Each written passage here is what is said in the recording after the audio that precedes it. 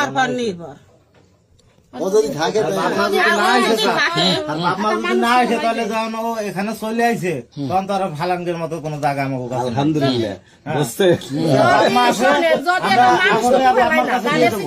আর বাপ মা যদি না আসে আমরা আমাকে পুত্রবধূ হিসাবে আমরা গ্রহণ করছি। আর যে বাপের আমাদের আইনের ব্যবস্থা দিয়ে মানে যেভাবে সুন্দরভাবে পরিবেশ করা যায় পরিবেশ করতে পুত্রবধূ হিসাবে রাখবো।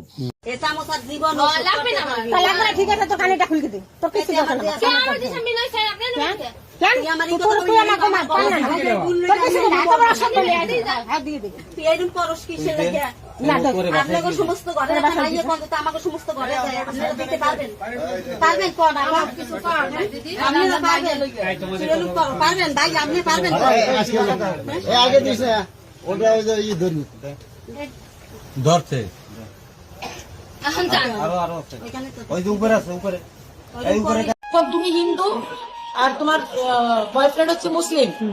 এখন এখানে দুই ধর্মের লোক হয়, এখানে তো একটা ঝামেলা তৈরি হয়েছে। তুমি নাবালিকা মেয়ে, এখন তুমি কি বাবা মার কাছে যেতে চাও না কোথায় যেতে চাও, কি করতে চাও? আমি যাইতেছি না কোথায় যাবা তুমি এখন তাইলে? আমি বাবা মার কাছে যাবো না তা কোথায় যাবা তুমি বলো? তুমি তো অনেক বোঝো, বলো কোথায় যাবা? আমার দিক তাকাও। আমি জানতেছি না জানতে আইছো মানে? জানতে আইছো মানে কি? আচ্ছা ভালো লাগবে না দেবে গাছের সাথে? কার সাথে বিয়ে করবা? বয়ফ্রেন্ড কই? হ্যাঁ বিদেশ। তা তুমি বিয়ে করবা কার সাথে?